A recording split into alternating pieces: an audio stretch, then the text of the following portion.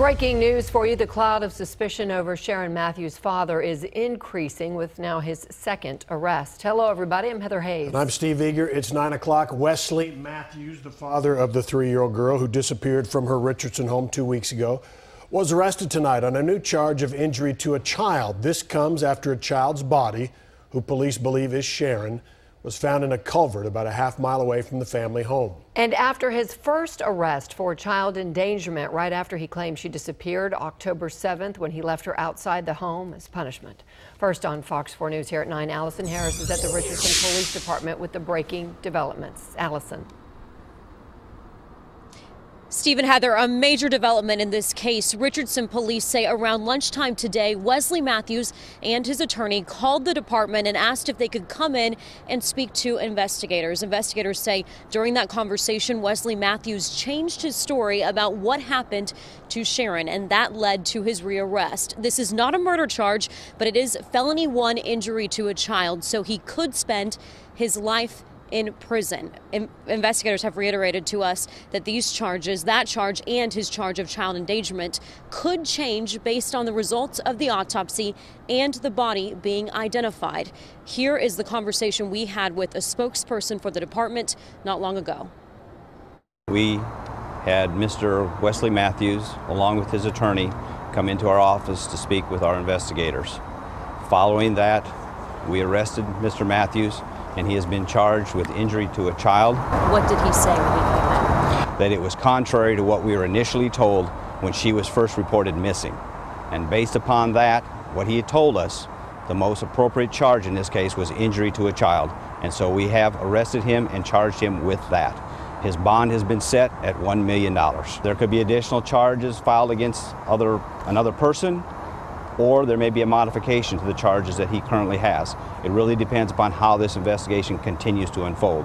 Again, it's very dynamic. We've got a lot of people working on it. There are a lot of things that are developing, and so it's changing very rapidly, and as it progresses, you're going to see some of this stuff taking place. Do you have a positive identification on the body at this time that it is Sherin Mathews? Right now, we don't have a positive identification that it is Sherin Mathews' body that we recovered. We are still waiting from the ME's office to hear that. We're likely to probably get a report tomorrow. Once we get a positive report from them, then we will make that announcement. Does his new story that he provided today match some of the evidence that you guys have obtained throughout this investigation? Does it make more sense to investigators? It's making sense to us, but I can't go into the exact details of what he's provided and what we have. Condition of the body at the time it was found, Sergeant Kevin Perlick, he said that is not appropriate to talk about at this time. I also asked about the mother, Sherin Mathews. Her attorney told us today that she is cooperating with the investigation, cooperating and trying to help identify the body. Police say that is true. She is trying to help identify the body by looking at the clothing and possibly providing some of Sherin's dental records, but police say she is not cooperating in any other way. They would love to talk to her further about what happened to Sherin, about the investigation, but police say she will not talk to them at all, especially since Wesley came in today. We know that Wesley is at the Richardson jail right now. We are told that he will likely be moved to the jail in Dallas, but that has not happened at this time. Steve and Heather. All right, so Allison, police have told us that a family car left that home for a while, for about an hour, the morning of Sherin's disappearance, and also before the time she was reported missing. Did that come up at all in the questioning today of Wesley Mathews? Do you know? That did not come up in the questioning about Wesley Mathews today, but that is a big piece of evidence for police. We know that police have searched the car. They removed it from their home. 3 of the family vehicles actually were taken from the home. This one in particular is the Acura MDX, an SUV, and we know that it was gone from the home between 4 and 5 in the morning that Sherin Mathews disappeared. I spoke to someone close to the investigation today who told me that car does have the capability of storing information about where it has been, its location. And so we don't know for sure that investigators have found out where the car was between 4 and 5 in the morning, but based on the car's hardware, that is a possibility that detectives were able to determine where the car went between 4 and 5 a.m. But we don't know for sure if police have that information, and that might have led to his arrest today. Heather? Gotcha. All right, people with a lot of questions. Allison, thank you. And people have been going to the culvert where a child's body was found yesterday, and they're praying there. Again, that is near the Mathews home. Fox 4's Richard Ray is there tonight. Rich.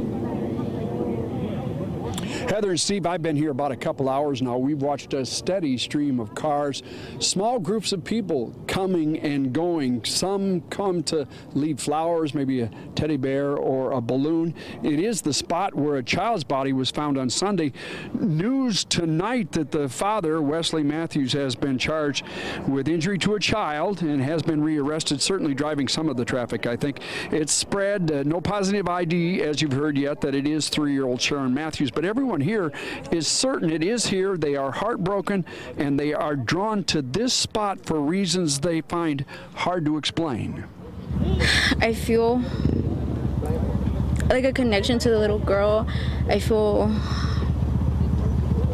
don't know, I feel like I have to come here and, you know. It just hits home because we have little babies as well, and I cannot fathom how can someone do that to a young baby. It's just sad that something like that happened and people just, you know, want to come and give respect. For such a small little girl and something so tragic happening to her, this just draws everyone together because it makes us realize that life is very short. Back live at the still growing memorial, candles in the culvert. You can see the stuffed animals, the flowers, balloons blowing in the wind. No one we've spoken to tonight actually knew the little girl personally, but the death has really struck a chord with so many people in this community, clearly by the turnout we've seen tonight. Steve and Heather?